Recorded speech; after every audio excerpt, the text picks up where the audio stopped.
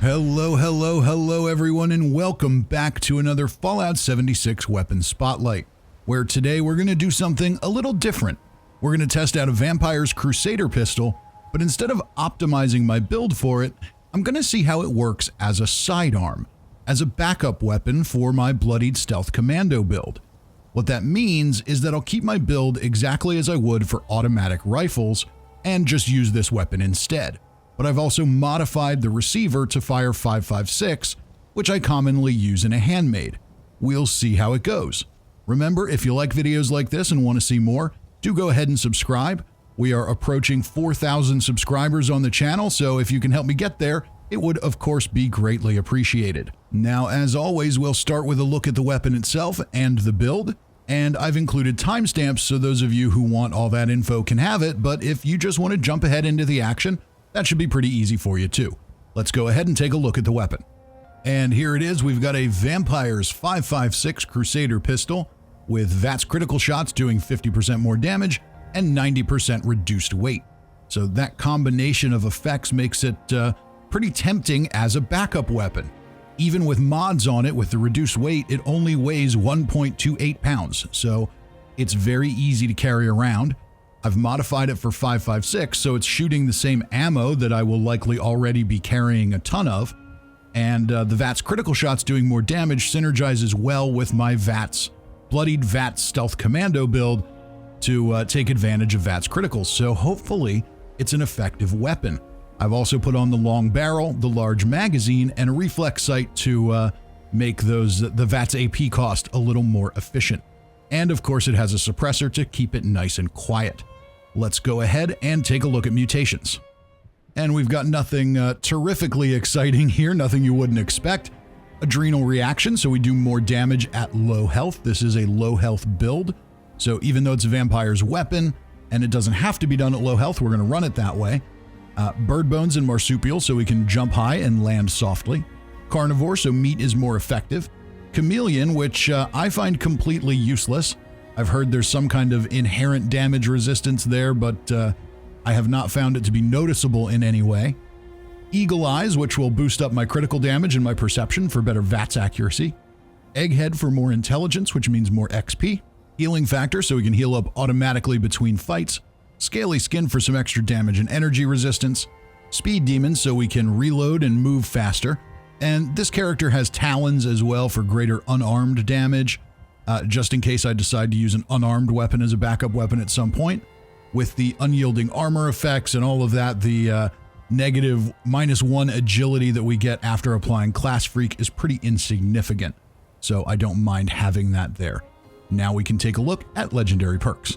This is my main character on PC, so I've got Ammo Factory maxed out so I can craft as much ammo as possible, as efficiently as possible. I am not a fan of grinding for materials, so this one definitely is a big quality of life booster for me. After that, we've got Legendary Intelligence. I've got 2 points in it for now. Eventually, that'll get maxed out so we can run Gunsmith and Demolition Expert all the time for the sake of convenience. Today, Demolition Expert wouldn't really be doing anything for us anyway, so that's rather insignificant, but it still gives us a little more XP. We've also got Legendary Charisma, which allows me to take more Charisma perk cards. Unfortunately, it does not allow me to share better perk cards, so for those of you watching, don't copy this part of the build. Do this differently, boost up your Charisma natively in your build, and use a different special perk somewhere else. That way you get the most out of all of your Charisma. After that, we've got Follow Through, which I think is going to be an important factor today, because we know we're not going to be doing as much damage as we can with this weapon, so being able to make our enemies take more damage after we land a sneak attack could counter that quite a bit. What this one does, after you land a successful sneak attack, if you're maxed out like I am here, your enemy will take 40% more damage. That is very significant. So we're going to see how effective that is for us today. And finally, we're going to round things out with Legendary Endurance and Legendary Luck. Endurance, of course, will let me take more endurance perks, give me a little bit more HP. I use that so that I can take Revenant, which when we go solo like this isn't a big factor, but in normal gameplay can be very useful. And of course, for luck, we want to max that out so I can take as many VATS critical related perks as possible. while still maintaining some of the other things I like in luck, like Starch Genes and Class Freak. That's enough with the legendary perks. Let's take a look at the special build. So as I mentioned at the beginning of the video, what we're doing here today is using this as a sidearm for a Bloodied Stealth Commando build. So what I want to see is, how does this weapon work if I just switch to the weapon? I don't swap perk cards, I don't go to a special machine and change my build, I don't do any of those things, I just swap weapons. Maybe that would work well for low-level events, basic farming, things like that, where maybe I just want a lower-powered weapon so I'm not one-shotting all the mole miners at Uranium Fever, or just so I don't burn up as much ammo. Could be any number of reasons to do that. So in my Stealth Commando build, here are my perks. We've got Bandolier to reduce ammo weight. We've got Perception maxed out. So we've got Ground Pounder, Tank Killer. Tank Killer does help with pistols as well now. It does give them better armor penetration. That was a change that was added with One Wasteland. Our Commando perks are, of course, doing nothing for us today, but they would normally be there, so they're going to stay there. Concentrated Fire at 1. Again, normally with a single shot pistol build, you would want to run Concentrated Fire at 3. But the whole goal here is, let's see how this weapon works without any changes. So we're going to roll with it as it is, knowing that it's a handicap. Endurance at 3, we've got Radical for more strength when we're gating our health with rads. Revenant, if I get revived during a fight, I'll do more damage.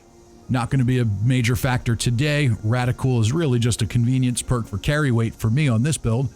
Charisma, we've got Lone Wanderer maxed out, so we take less damage and we have better AP refresh. That will be beneficial. Tenderizer makes our targets take more damage after we attack, so that'll synergize pretty well with follow through. And then my intelligence is at 11, so this looks a little awkward here, but we've got Nerd Rage maxed out for more damage, better AP regen, and a little more damage resistance at low health. Scrapper for more steel when I scrap weapons. Gunsmith to help with weapon condition. And then I've got batteries included in Chemist on here. They're just placeholders until I get that legendary perk maxed out. They're not really doing anything for my build, but I don't have anything else to put there at the moment, so why not roll with those? Agility, we've got maxed out again at 15. That's going to help give us more stealth. It also allows us to take all the various stealth perks I'd like to take. So we've got Covert Operative, so our sneak attacks do more damage. Sneak to help us stay more hidden. Now, I am running full unyielding armor, so you could make the argument that that doesn't need to be there. And maybe, you know, for this weapon, we could put some pistol perks there to boost the damage. That would be nice. But again, I want to go in making no changes, so that's why it's there. Escape Artist is there so we can get out of trouble if we get detected. Gun Fu will automatically swap between targets and give us a little damage boost on each one. Adrenaline will give us a damage boost as we take on larger packs of enemies.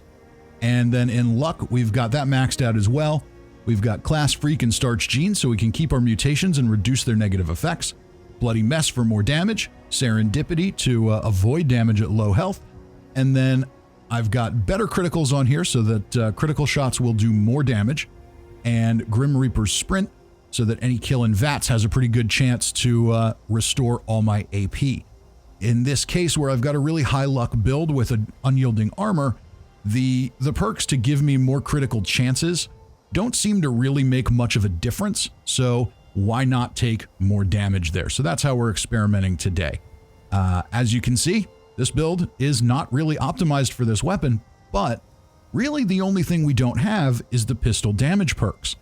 Because of the way that damage stacks now in Fallout 76, where it's additive, those perks, while they would give us a little more damage, are kind of diminishing returns between the boost we get from Adrenal Reaction, the boosts we get from Gun Fu and Adrenaline, what we get from Follow Through and Tenderizer, and the armor penetration we get from Tank Killer.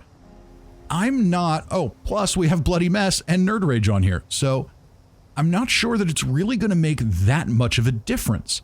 And that's kind of what I want to see today. If I'm right, if my gut is right and that it doesn't make that much of a difference, then this weapon's going to be pretty effective. If I'm wrong and we really need those damage perks, then this weapon is going to totally suck and we're going to get killed a million times. So we'll see how it goes. But enough chit chat. Let's jump over to the Whitespring and kill some ghouls. All right, we'll head on in. Get into stealth. Stealth is going to be very important for this build. We want to make sure that we're taking advantage of every damage buff we can because we don't have those perk cards. So, 2-shot kills on the ghouls. That's pretty effective. Okay, so far so good. Even on the level 75 ghouls. So our stealth and our follow-through is kicking in. Follow-through is not necessary to kill them in 2 shots. We're definitely getting the most out of our damage just from the first one. So there we go. And that little weapon swap I did there was just to make sure my reload speed was fast. Sometimes you need to swap your weapon around to make sure Speed Demon is working. So far, we're okay. Here we've got a headshot coming in, and a VATS critical, 1 shot. No pistol damage perks, 1-shot kill, with stealth, better criticals, and our legendary effects. Of course, this is a vampire's weapon, so we have no main damage buff here, but our VATS criticals are doing more damage. So that's definitely helpful, especially with the likelihood that we're going to get a lot of VATS criticals in with this unyielding build. But the vampire's effect is also nice just to make sure that our health is continually recharging as we fight. It's not ideal on a semi-automatic weapon like this. It's better on an auto, but this weapon still fires reasonably fast, so I think we'll be okay. Give these ghouls a second to shuffle around. This is the room that I always get myself killed in if I'm unattentive. But I think we're going to make it out alive today. So there you can really see the power of those follow-through shots. There we go. And a little bit of a miss there. That wasn't too good, but we're still making it. I mean, really, I can't complain. If we're killing ghouls in 2 shots, that's not all that different from a full health stealth commando, who would usually take 2 bullets to kill most of these ghouls. Our Bloodied Stealth Commando would be taking them out in 1, so it would be a little more efficient, but not by much. There we can really see follow through, and those criticals kick in for an easy kill there. And Gunfu helps us out a little bit with the automatic swap. So far, so good. I do like this weapon a lot. I think it's got a really cool look to it. Reload animation is interesting.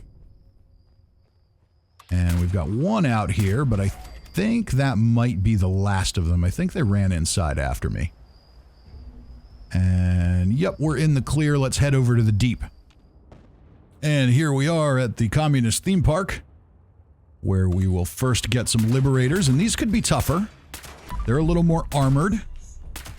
Okay, so yeah, a couple 3 shots there. No, nothing too crazy, but without follow through, that would be much more difficult. So you can really see the difference on those 2nd and 3rd shots where the damage boosts up after that first stealth attack. That's helpful. And I think we're going to get 1 or 2 more here. Yep. Easy enough. All right, we've got him shooting in my direction, but I'm not detected yet. Take out the soldier. See if we can make it down the catwalk without getting detected. We're just going to stay nice and quiet here for a second. All right, now we're going back into caution. Oh, now we're in danger already. Okay. Wanted to let those brackets expand a little bit, but Escape Artist did its job. Take out those guys who have the closest visibility. So even with some range here, that does well. And I think that may be what the bug is on the communist soldiers. They are really super squishy. They go down really easy no matter what weapon we're using if we're getting headshots. And I'm guessing that maybe there's a bug where the weapon range doesn't actually taper off on them. I don't know. I still can't figure it out, but they definitely take more damage than I would expect them to. Take out the missile sniper upstairs. We'll head back down around the back of the building. We'll have 1 more soldier back here and a commander in power armor, which should pose a bit of a challenge for us at least. But so far, I'm pretty impressed.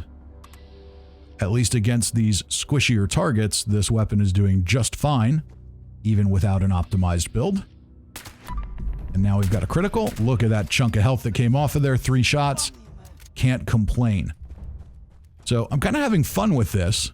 You know, with your Bloodied Stealth Commando build, you just sort of walk around, pull your trigger, and kill everything in sight. You do have to think this through a little bit more. Strategy matters a bit more. You want to take advantage of your perks, take advantage of the things you have going for you. But I'm honestly not sure that having a tiny bit more damage would really make that much of a difference anyway.